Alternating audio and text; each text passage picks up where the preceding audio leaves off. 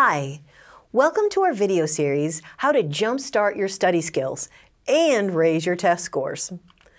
Hey, is this how your brain feels in nursing school when you think about your studying? Are you feeling overwhelmed about it? All the things that you have to do, the papers, the care plans, the exams. Well, I've been a nursing faculty for over 15 years, and I've got to have a lot of conversation with nursing students in my office. I want to sit down with you and talk about some simple strategies that you can use so your brain doesn't keep feeling like that whirlwind of books in the picture. Now, sometimes when I sit down to study, this is how I feel like. I'm frustrated, I'm tired, and no matter how hard I try, it just doesn't seem like it makes sense. Does that feel familiar? Have you sat down with your faculty and said, I studied for 45 hours for this test that I didn't pass, or I didn't get the grade that I thought I should? Well, I want to show you how to undo all that. This is what we're going to talk about in this video. If you work with me in this session, you'll be able to understand how your brain works in learning, enjoy your leisure time, and I absolutely think all nursing students need leisure time. I'm even going to share with you the research that says why you need leisure time.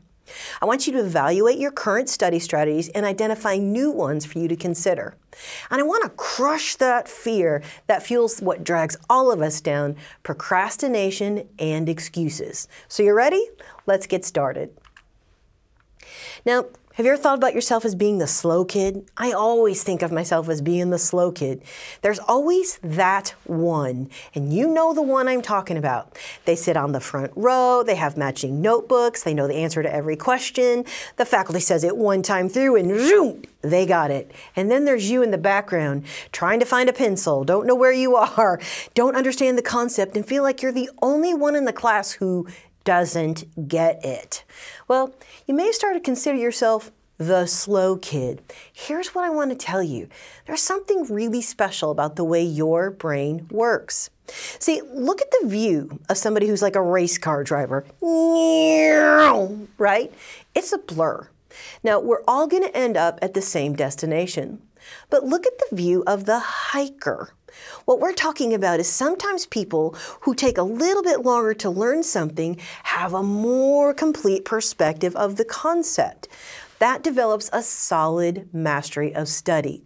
Now, so I want you to start thinking yourself as not as the slow kid.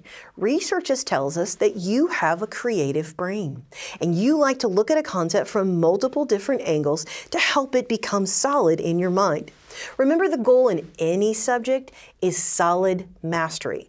Not just memorizing facts quickly, or not just knowing the correct answer, but understanding the whys and hows between that. Because you're preparing to be a nurse who needs to be able to recognize the worst case scenario, know what to look for, and know what to do immediately in an emergency situation.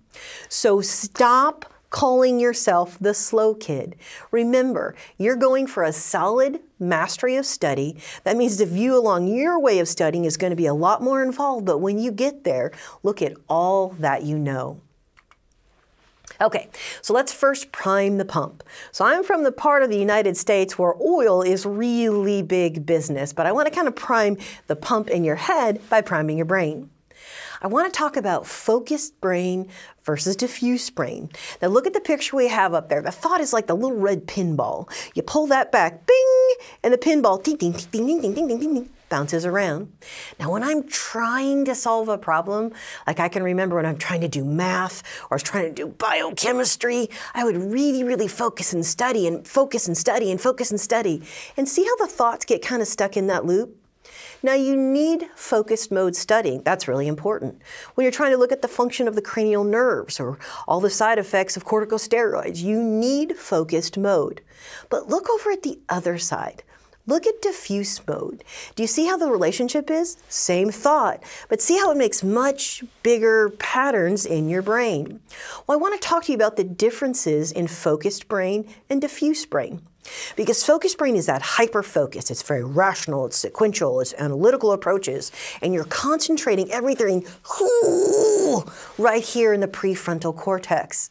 It takes an intense amount of energy.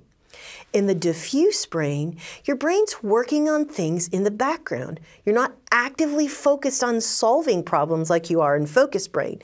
It's more big picture thinking, and it's not associated with one area of the brain like focused brain, right here. You're using much more of your brain, more diffuse areas of your brain. Let me tell you what I'm thinking. Okay, so in focused brain, you are hyper-focused, you're really trying to get something solved. Ever tried to remember something, you just can't pull it up? Then a couple hours later, you're in the shower and you go, that's the name of that actress, or that's how that works. You get this idea. Let me give you an example from my life. When I was brand new in nursing, I was still a nursing student, just finishing up my studies, and I had to take a cardiac dysrhythmia course. Okay, so that's interpreting cardiac dysrhythmias. You know that. I went to the first day. I was all excited. I had a new notebook. I had my pen. I sat down in class. They started talking. I was lost. I didn't understand what was going on. I looked around. Other people appeared to know what they were doing, so I just kept writing notes. I went home. I was a little sad, but I thought, I'll get it better the next day. I went back the next day. Same thing. Came home, tried to study really, really hard, felt more and more confused. Went back the third day, it was no better. So I knew the test was the next day. I put all my books away. I cried. I went and just did something different. And I said, all right, if I have to stay up all night, I'm going to go ahead and look at this. I came back, I sat down, and I said, what? Well, I get it. A P wave is just going through the atrium, and the QRS is going through the ventricle. And then I've got the Q. This isn't that difficult. That's what happened. Focused brain, I kept trying and trying and trying and trying when it was so difficult and I couldn't get it. But when I stepped away, not because I knew what I was doing, because I just gave up. I stepped away for a little bit. I did some diffuse brain activity that had nothing to do with my studying. It all kind of clicked into place. See, I want to call it what trying too hard does can shut down the key areas of your brain that you need for learning. So anger or frustration shut down key areas of your brain. So when you start to feel yourself getting angry or frustrated, stop.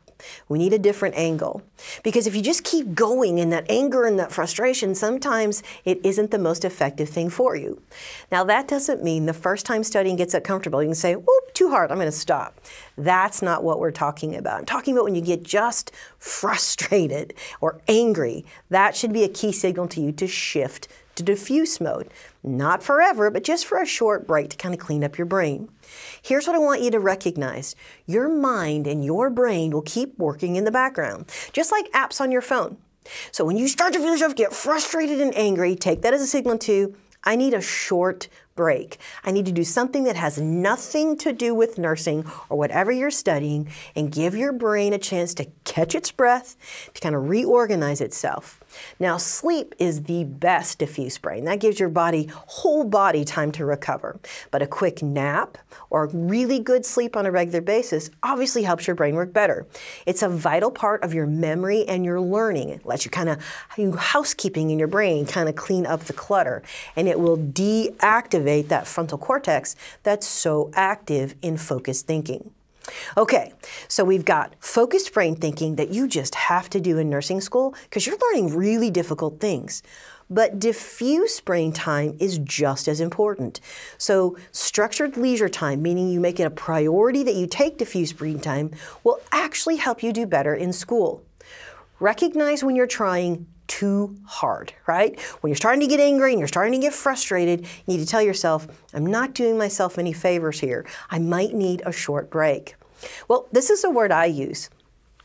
I don't speak German, but this word is really fun to say. I call it Einstellung. That's what I say to myself. When I find myself getting stuck and I just can't look at something else, it kind of means having a bad attitude. But when I find myself thinking like this, I just say Einstellung, because that reminds me that I'm stuck in one way of looking at a problem. I can't connect chunks. I can't put things together. So I know that I need to take a break. Because remember, Neurons that fire together wire together. And that's what learning is. You are teaching your neurons to get together and have this relationship so they fire together and they wire together. Because when you first learn something, it's kind of like when you first meet a person. You're like, hey, they're kind of an acquaintance. You know a little bit about them, you have some things in common, but the more time you spend with that person, the more you get to know about them, the relationship becomes stronger. Same thing with learning. When you learn new facts and information, you kind of have this loose relationship among your neuronal pathways. As you keep studying and keep reinforcing that information, then you start to have this really tight bond between those neurons. Those that fire together, wire together. Now you can start storing information in a way that you can retrieve it, and that's what we're looking for.